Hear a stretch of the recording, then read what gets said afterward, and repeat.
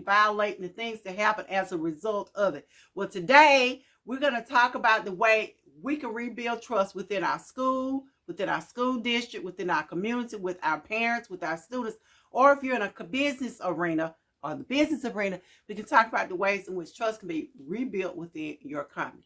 Hi, fellow teachers, homeschool moms, or even homeschool dads. I'm LaWanda Shields, and this is Two Cute Classrooms. So we'll jump right in. Be sure to give this video a thumbs up, subscribe, hit the bell for notifications, help a sister out. Well, today we're talking about the ways in which we can rebuild trust once that trust has been broken within your company or your school or whatever the case may be. The first thing you're going to have to do is acknowledge that there's a problem, that something has happened, that the trust has been ruined.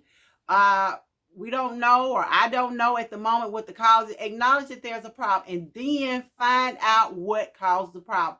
What caused the problem? Who caused the problem? And what can be done to fix it? The next thing you're going to have to do is have those hard conversations with your staff, with your employees. Sometimes I understand we don't want to have these conversations because they're not pleasant, but you're going to have to do it. If you're going to rebuild trust within your school, within your company, within whatever organization it is in which you're dealing with, it might even be your marriage, but whatever it is, you're going to have those conversations. You're going to have to realize that they're not going to be pleasant. You're also going to have to make your staff or your employees feel comfortable. They're going to have to not feel threatened. They're going to have to know that they're safe to talk about their feelings, to talk about what happened and what needs to be done in order to fix the situation. So please make sure you build a feeling of trust, a feeling of camaraderie with your staff. And that's probably going to be a little difficult to do because remember, we're talking about a trust violation. The trust has been violated anyway, but we have to make everyone comfortable enough to talk about the problem. Because if we don't have communication, then we're not going to make a bit of change. Next, you're going to have to accept the blame. Whoever or whatever caused the violation in trust has to man up or woman up and accept blame for or acknowledge. Blame is such a strong word. But they're going to have to admit that something's happened, that they have done something wrong, or you have done something that has caused this rift within your school, within your classroom, or within your company. You have to acknowledge that something happened and you have to move past that something. Next thing you're going to have to do is you're going to have to establish a guideline of respect. You're going to have to respect that person's wishes. You're going to have to respect their opinion. You're going to have to agree to disagree. We're not all going to get along. We're going to have to accept that other people have different opinions or different beliefs or different values than we do.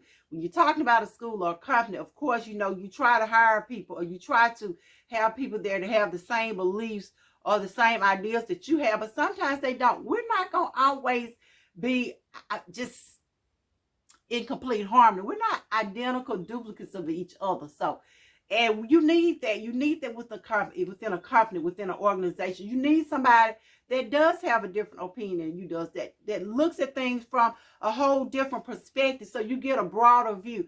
You don't want somebody to just be a yes man or a yes sir, or somebody just going along to get along. You need somebody that's going to tell you the truth when the truth needs to be told. So, but you have to be able to respect each other's opinions. The next thing that you're going to have to do is be consistent.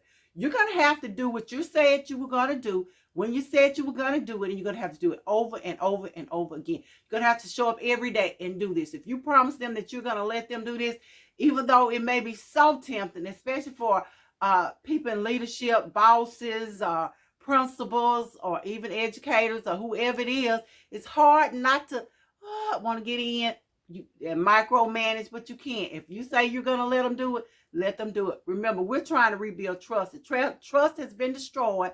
And so if we don't do what we say we're going to do, when we say we're going to do it, then we're wasting our time. You also have to be willing to forgive. Something has happened, a mistake has been made, chaos has been caused, or some type of discord, but you have to be willing to forgive. Not saying you're going to forget, and the reason you're not going to forget is so you don't make the same mistake again. But you have to forgive this person. You have to forgive the company. You have to forgive whatever it is. You have to move on. You have to move forward. You can't be held hostage on the past. The next thing you're going to have to do is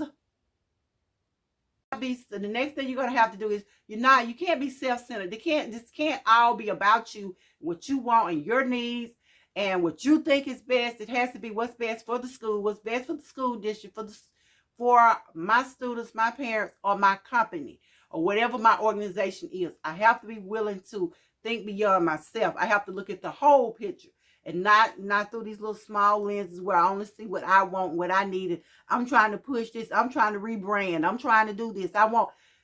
You have to accept that things are not going to always be about you. They're not going to always go the way you want. But this is what you're going to have to do if you're going to be rebuild trust within your system, within your company, within your school community, or just within your classroom. Again, this is LaWanda Shields with 2 Cute Classrooms. We're talking about rebuilding trust. Thank you for listening. Thank you for staying to the end. Be sure to give this video a thumbs up. Be sure to hit the notification bell. And leave comments below. Let me know what you think. Thanks. See you in the next video.